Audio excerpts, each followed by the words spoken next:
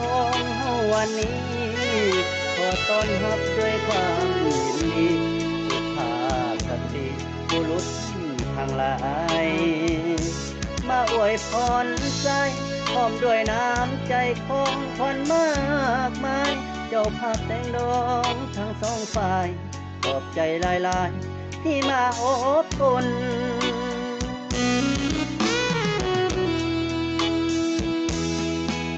พี่น้องเจ้าภาพแต่งดองขอเชิญทุกท่านเชิญรับประทานอาหารและร่วมสำราญเป็นเกียรติพวกเขาอาหารเต็มทางของแก้มสุราเครื่องดื่มเบียร์เหล้าพวกเขาจัดหาเพื่อพวกเจ้าเส้นเลือกเอาทานตามสบายหากมีสิ่งใดบ่ถูกใจเลือกเขินขาหรือว่ามาละยาว่าจะพังพาบอกเกี่ยมขอถ้าตอนบ่ทันหลายสิ่งหลายอันถ้าตกบกพร่องพวกเขาเจ้าภาพทั้งสองขอให้พี่น้องจงได้อภัย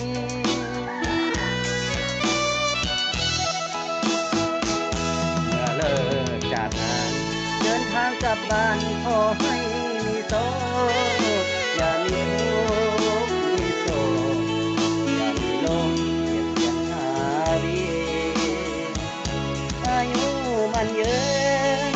วันคืนนอนหลับฝันดีให้ถูกหวยลอตเตอรี่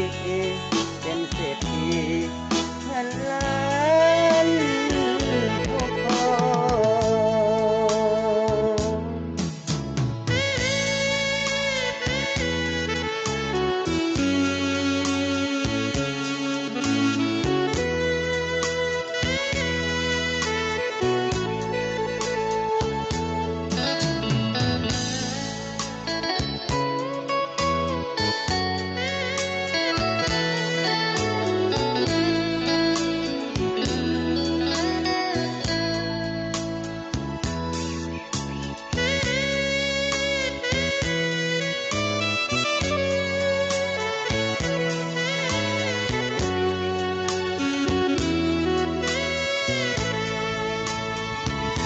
หากมีสิ่งใด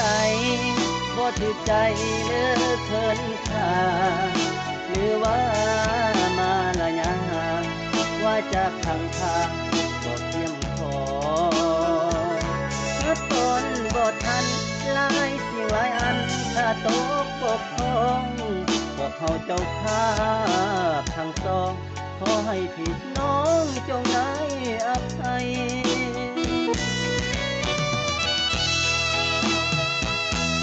เลิกจากงานเดินทางกลับบ้านขอให้มีโชคอย่ามีทุกข์มีโศกอย่ามีโรคเบียดเบียนหาวีอายุมันเยอะ